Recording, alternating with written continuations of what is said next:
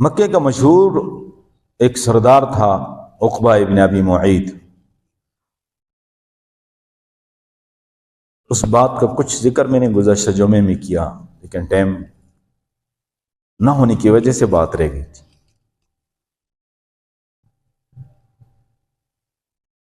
کامیاب تجارتی سفر سے واپسی پر اس نے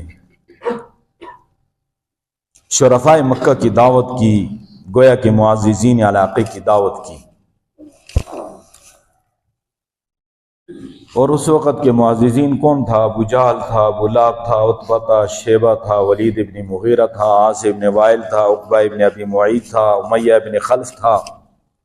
یہ چھوٹی کے جو بدماش تھے یہ معززین علاقہ تھے، معززین شہر تھے، شرفائے مکہ سمجھے جاتے تھے.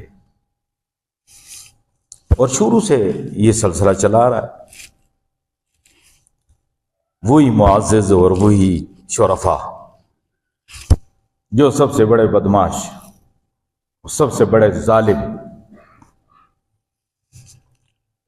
ان سب کو دعوت دی تو حضور پاک صلی اللہ علیہ وسلم کو بھی دعوت دی. اب اسی موقع پہ آپ دیکھا کرتے ہیں اکثر شادی بیاہ میں کہ لوگ جمع ہوتے ہیں تو بات چیت کرتے ہیں، ٹائم پاس کرتے ہیں، اور دعوتوں میں عام طور پہ ٹائم تھوک کے لحاظ سے ضائع ہوتا ہے، اور کارڈ پہ بھی لکھا ہوتا ہے 1 سے 3 بجے تک. اب ایک روٹین بن گئی ہے، ایک روایت بن گئی ہے. اور میں آپ کو یہ بتاؤں یہ بات کوئی مشکل نہیں ہے اگر ہم اس بات کا خیال اور لحاظ رکھیں. تو ایسے سے اللہ کے بندے ہیں کہ وہ اپنا کسی کا وقت بھی ضائع نہیں کرتے، اپنا بھی وقت ضائع نہیں کرتے. ہماری زندگی کے سب سے قیمتی سرمایہ جو ہے وہ ہمارا وقت ہے. 1 منٹ زندگی آپ کو ساری دنیا کی طاقت مل کر نہیں دلا سکتی. جو 1 منٹ کی زندگی آپ کتنی قیمتی ہے. ساری دنیا کی دولتیں خرچ کر ڈالو تو میں 1 منٹ کی زندگی تمہاری زندگی میں اضافہ نہیں کر سکتی.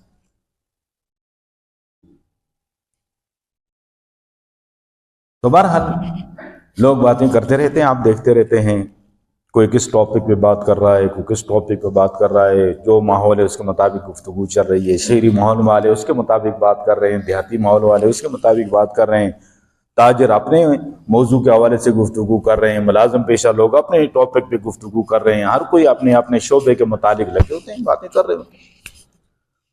اور مقصد یہ ہوتا ہے کہ ٹائم پورا ہو جائے، ٹائم پاس ہو جائے. تو وہ سارے کے سارے اپنے اپنے گفتگو میں تھے. پیارے محبوب صلی اللہ علیہ وسلم نے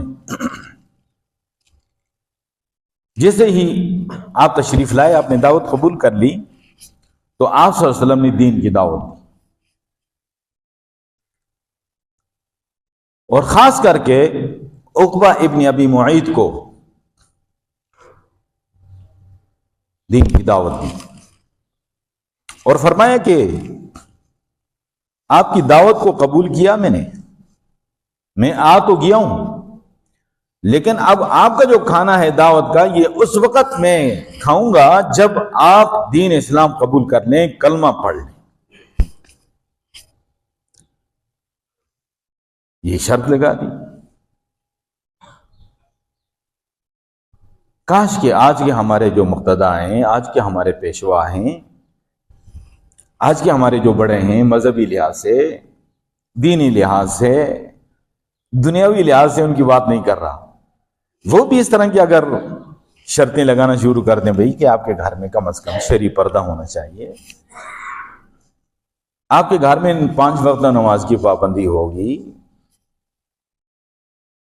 اپنے متعلقین سے آپ کے گھر میں سودی نظام نہیں ہوگا، آپ کے گھر میں رشوت کی کمائی نہیں ہوگی، آپ کے گھر میں بالغ بیٹی جو ہے اس کا نکاح ضرور ہوگا، بغیر نکاح کے نہیں ہوگی. اس طرح کی شرطیں لگانا شروع کر دیں آج کل کے مقتدی، ہمارے مذہبی پیشوا، مذہبی رہنما اپنے متعلقین سے اس طرح کی شرط لگانی شروع کر دیں تو کتنی اصلاح ہو جائے. لیکن نہیں، آج تو اس طرف دھیان ہی کسی کے نہیں جا رہا ہے، کہاں سے کما رہا ہے، کمائی کیا ہے، اس میں سود ہے، اس میں رشوت ہے، اس میں ملاوٹ ہے، غصب ہے، یا دوسرے معاملات کیا ہیں، اس کی پرواہ ہی نہیں ہے، اور جو نظام چل رہا ہے سو چل رہا ہے۔ تو بہرحال فکر کی بات ہے۔ تو آپ صلی اللہ علیہ وسلم نے جب یہ دعوت دی تو عرب جو بھی تھے لیکن غیور تھے، سخاوت ان میں تھی،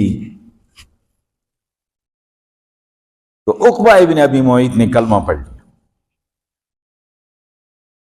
کیونکہ آپ صلی اللہ علیہ وسلم نے فرما دیا تھا کہ واللہ لا اکل طعامک الا تؤمن باللہ وحدہ، میں تیرے گھر کا کھانا نہیں کھاؤں گا جب تک تو اللہ وحدہ لا شریک پہ ایمان نہ لائے گا۔ اب آپ صلی اللہ علیہ وسلم نے کھانا تناول فرمایا، اس کے بعد جس سوسائٹی میں عقبہ ابن معیط رہتا تھا، دوسرے لوگ رہتے تھے، مشرکین مکہ کو پتہ چلا، ان کو بڑی تکلیف ہوئی، امیہ بن خلف کو بہت تکلیف ہوئی، باقی سارے مشرکین مکہ نے کہا ہم نے یہ خبر سنی ہے، خبر پھیل رہی ہے کہ عقبہ ابن ابی معیط مسلمان ہو گیا، کلمہ پڑھ لیا ہے، وہابی ہو گیا ہے۔ اس وقت کہتے تھے صابی ہو گیا ہے، اس وقت کہتے تھے جو دین اسلام کلمہ پڑھ سو کہتے صابی ہو گیا، جسے آج کل کہتے ہیں نا وہابی ہو گیا۔ جو قرآن سنت حدیث پہ پیور دین اور شریعت پہ آ جائے نا، قرآن و سنت پہ چلے، کہتے ہیں وہابی ہو گیا۔ تو کہا یہ صابی ہو گیا ہے۔ اب ہوا یہ کہ انہوں نے امیہ بن خلف کو بھیجا اور کہا کہ جا کر پوچھ کر آؤ، شرفاء مکہ نے کہا جا کر پوچھ کر آؤ، یہ حقیقت ہے۔ وہ آیا تو اس نے آ کر پوچھا امیہ بن خلف نے عقبہ ابن ابی معیط سے کہ ہم نے ایک بات سنی آپ کے متعلق، اور میں معززین اور شرفاء مکہ کی طرف سے آپ کے پاس آیا ہوں، اور مجھے بتائیں کہ یہ اس میں کہاں تک حقیقت ہے۔ انہوں نے کہا جی کوئی ایسی بات نہیں ہے، ایک شریف آدمی میرے گھر پہ آیا، میرے ضمیر نے گوارا نہیں کیا کہ بغیر کھانے کھائے وہ چلا جائے، تو میں نے کلمہ پڑھ لیا ہے، کوئی ایسی بات نہیں ہے اس میں۔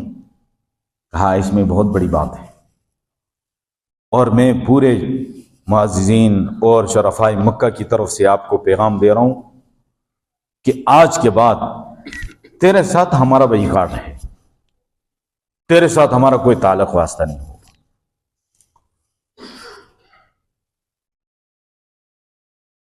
یہ پریشان ہو گیا۔ ایک شرط ہے، ایک وہ شرط یہ ہے کہ تو جا کر محمد صلی اللہ علیہ وسلم کا جو کلمہ پڑھا ہے آپ صلی اللہ علیہ وسلم کے سامنے جا کر اس کا انکار کر دے،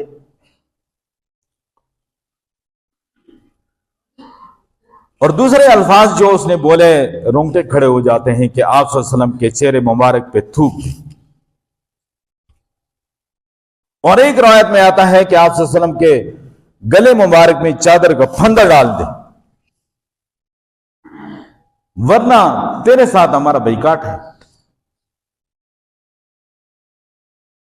اس شخص نے وہی کیا جو ان لوگوں نے اس کو بتایا اور جو شرط رکھی تھی، الفاظ زبان پہ لاتے ہوئے جسم کے رونگٹے کھڑے ہو جاتے ہیں۔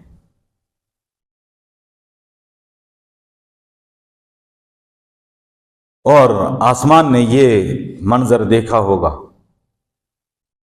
کہ وہ ہستی جس کے لیے اللہ نے اس کائنات کو سجایا اور اللہ کے بعد سب سے بلند مقام ہے، اس ہستی اور اس مبارک چہرے کے سامنے آ کر جسے اللہ نے والضحیٰ کہہ کر قرآن میں بیان کیا ہے،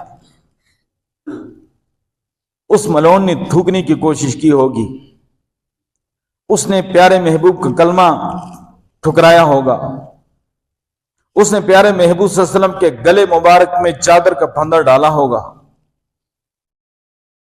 آپ تصور کریں اس دین اسلام کے لیے پیارے محبوب صلی اللہ علیہ وسلم نے کتنی تکلیفیں اٹھائی، آپ کے صحابہ نے کتنی تکلیفیں اٹھائی۔ الفاظ ہیں زبان سے میں کہہ رہا ہوں، آپ کانوں سے سن رہے ہیں، اس کا تصور آپ ذرا کریں۔ میرا اور آپ کا ایمان ہے کہ اس ملعون نے جو تھوکا ہوگا تو وہ تھوک اسی پہ پڑا ہوگا، کیونکہ چاند پہ جو تھوکتا ہے تو وہ تھوک اسی تھوکنے والے پہ واپس آ کے گرتا ہے۔ پیارے محبوب چاند سے بھی زیادہ حسین ہے۔ اللہ اللہ، کسی نے کیا عجیب کہا، چاند سے تشبیہ دینا یہ بھی کوئی انصاف ہے، چاند سے تشبیہ دینا یہ بھی کوئی انصاف ہے، اس کے چہرے پہ چھایا مدنی کا چہرہ صاف ہے۔ اللہم صلی وسلم وبارک علی سیدنا و مولانا محمد وعلی آلہ وصحبہ وبارک وسلم۔